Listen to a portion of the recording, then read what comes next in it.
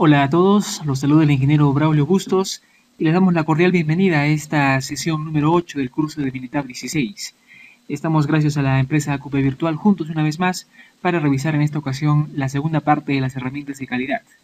En esta ocasión vamos a revisar el tema de las capacidades del proceso.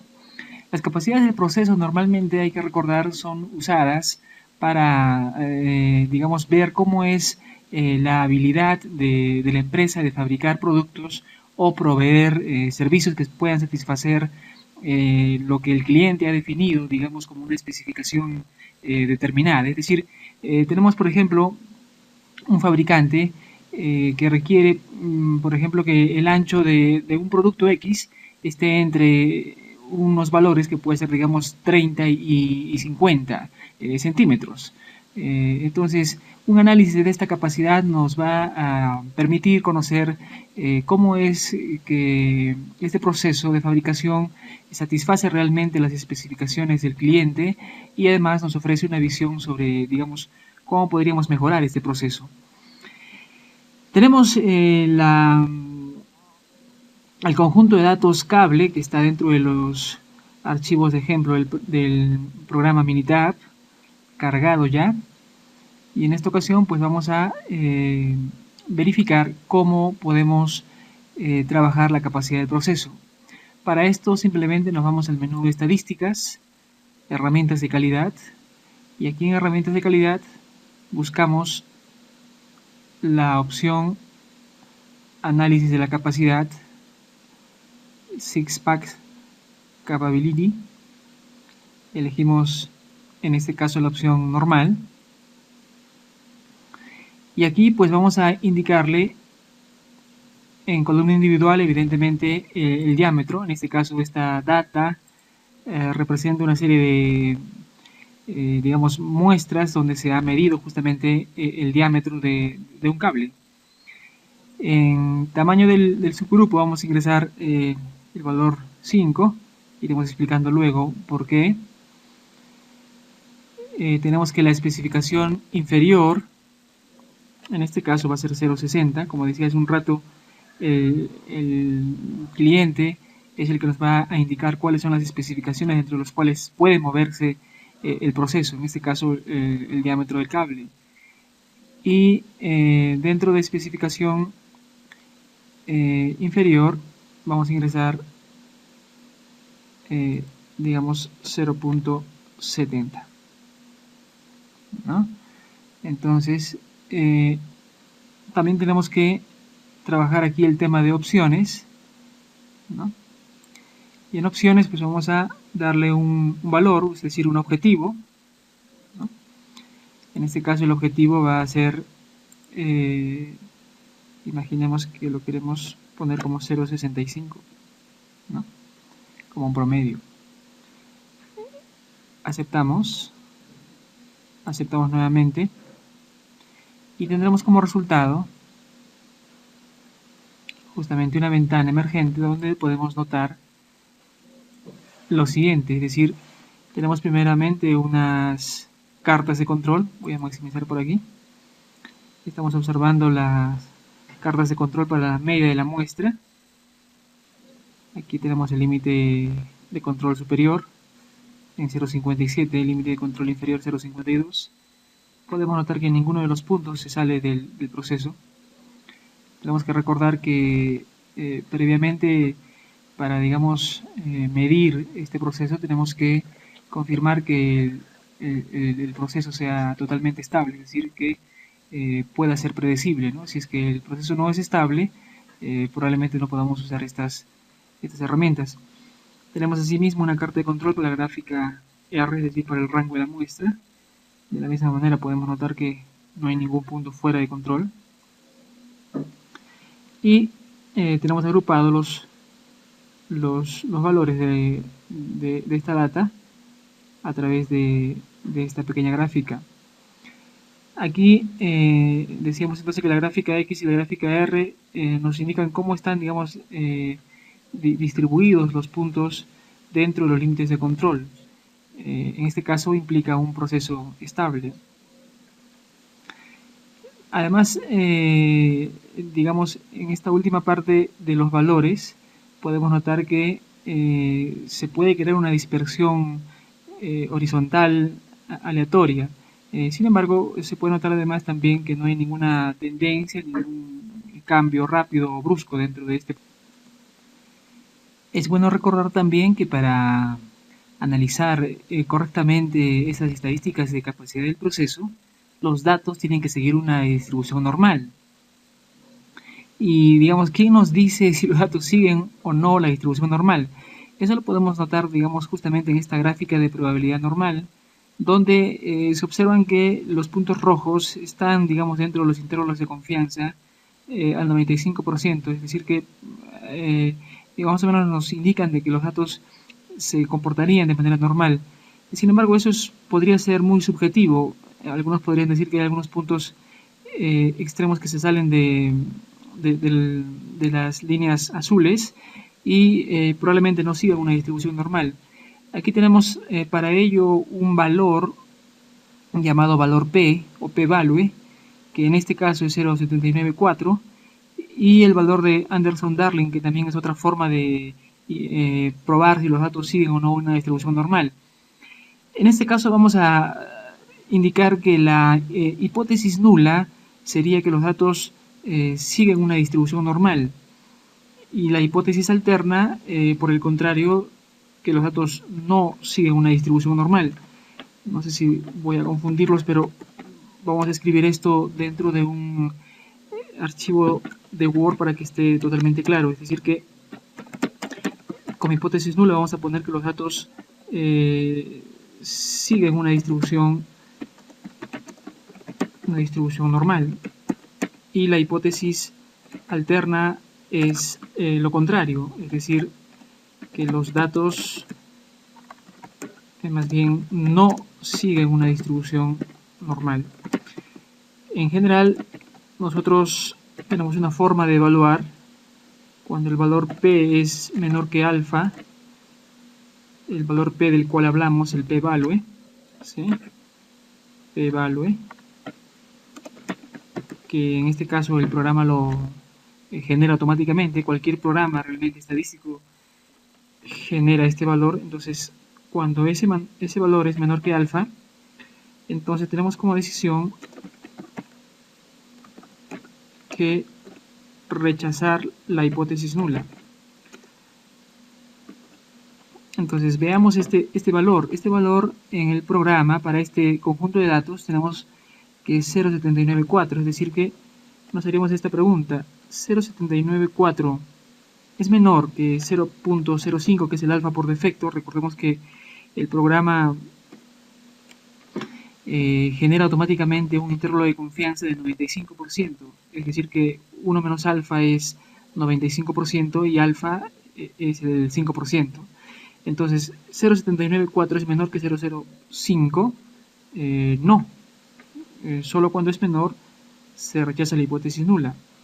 Entonces en este caso vamos a decidir que no se rechaza la hipótesis nula, o se acepta la hipótesis nula. La hipótesis nula nos decía que los datos siguen una distribución normal. Por lo tanto, nuestra conclusión sería de que los datos efectivamente siguen una distribución normal. Esto es con el valor P. A pesar de que, como ya dijimos antes, los puntos rojos nos indicaban de que, digamos, tienen un comportamiento dentro de los límites de control, tienen un comportamiento normal justamente. Sin embargo, revisemos aquí el histograma de capacidad. Recordemos que nos hemos ingresado unas especificaciones, unos límites inferiores, que en este caso era 0,60, y unos límites superiores, que era 0,70, que están por aquí. Y el comportamiento de nuestros datos están más bien variando entre 0,50 y 0,60, es decir que están muy por debajo de las especificaciones del cliente. Eso lo podemos notar también aquí abajo, dentro de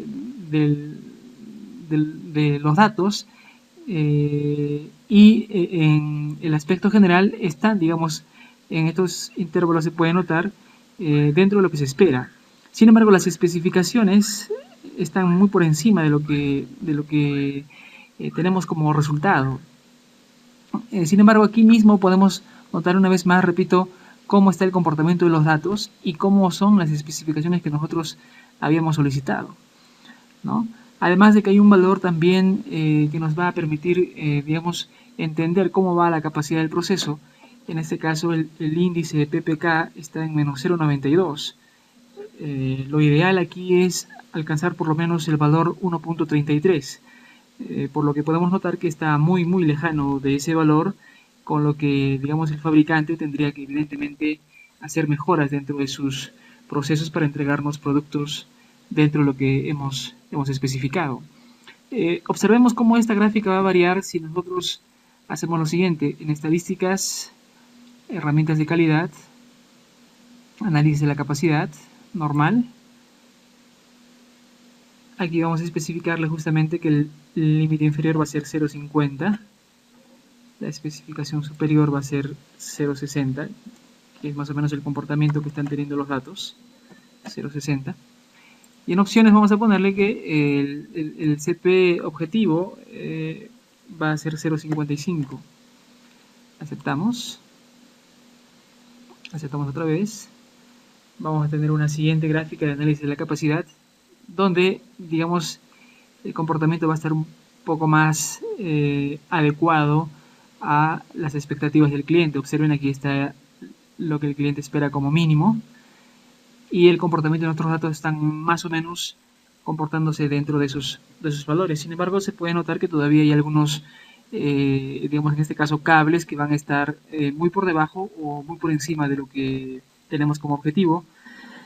Y eso lo podemos notar también aquí en este índice, que es 0,80, que si bien ha mejorado respecto al caso anterior, recordemos que tendría que llegar por lo menos a 1,33 para, digamos, cumplir las condiciones de lo que el cliente está indicando.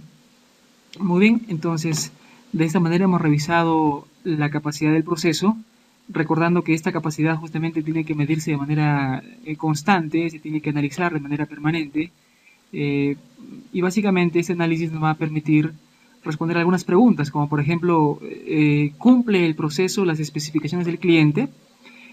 Veíamos en el caso anterior que no cumplía. En este segundo caso está cumpliendo, pero no como, digamos, se esperaría. Otra de las preguntas que nos puede ayudar a responder es cómo va a funcionar el proceso en el futuro. ¿Van a haber, digamos, mejoras o será necesario realizar mejoras en el proceso? Eso podemos responderlo a través de este análisis. Vamos a terminar con el tema de las herramientas de calidad, revisando el tema de intervalos de tolerancia. Hemos aperturado el archivo bombillas que está dentro de los archivos de ejemplo del Minitab. Vamos a irnos a estadísticas, herramientas de calidad, y aquí vamos a elegir intervalos de tolerancia. Esto básicamente es usado para, digamos, cuando se necesite calcular un rango de valores para las características de un producto que posiblemente puedan cubrir una proporción justamente especificada dentro de la producción de un producto X. De manera alternativa podemos construir un intervalo, digamos, mínimo, o un intervalo o un límite mínimo o un límite superior, de manera que, digamos, la proporción especificada pueda ser mayor o menor que este límite. Pero lo vamos a revisar con el ejemplo. Ingresamos entonces a intervalos de tolerancia. En muestras en columnas elegimos evidentemente horas. Estas horas representan las horas justamente de vida útil de unas bombillas muestreadas evidentemente.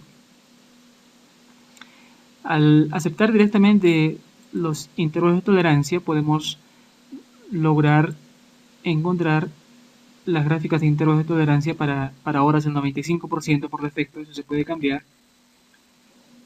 Y podemos observar un histograma donde, digamos, se puede notar que en este caso las vidas medias de duración de las horas se están comportando de una manera normal, cuya gráfica también de probabilidad normal nos ayuda a entender que justamente estos datos siguen esta distribución normal, además de las pruebas de normalidad que ya habíamos visto antes.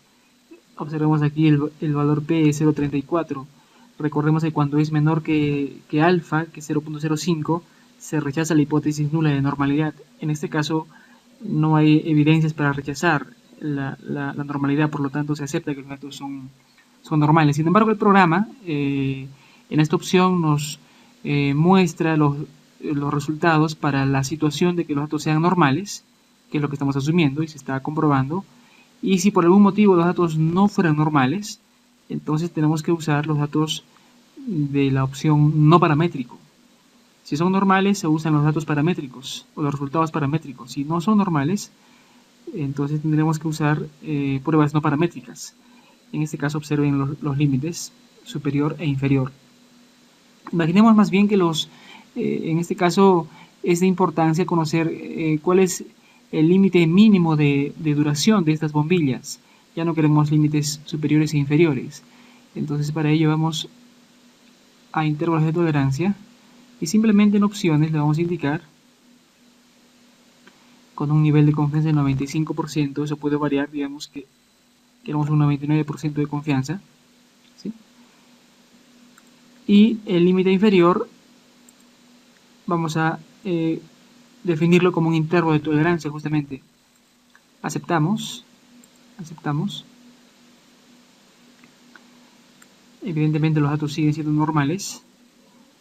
Y en el resultado normal podemos observar que el límite inferior es 1075, es decir que podríamos concluir que tenemos un 99% de confianza de que los valores de duración de las bombillas es en este caso superior a 1044, perdón, a 1075, porque estamos hablando de datos normales.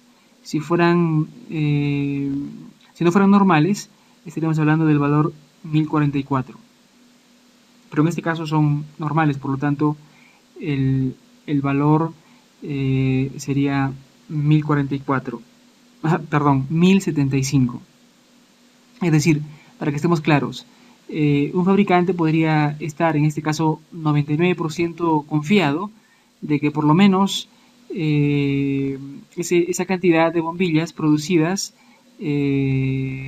va a ser superior a esta cantidad, a 1075, porque recordemos que hemos pedido el límite inferior.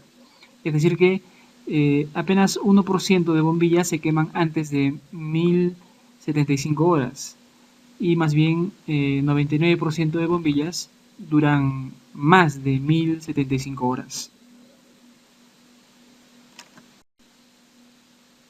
Muy bien, esto ha sido todo por esta entrega del curso de Minitab 16.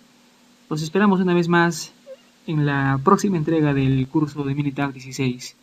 Recuerden visitar siempre acupvirtual.com. Gracias. Hasta la próxima.